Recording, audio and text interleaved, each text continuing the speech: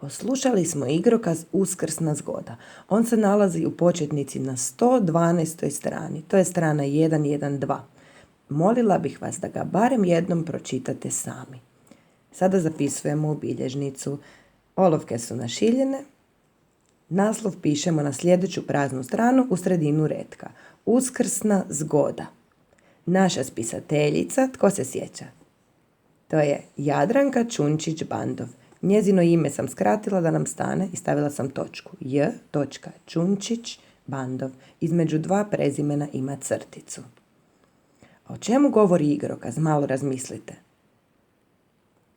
Igrokaz govori, zapisujemo jednu rečenicu.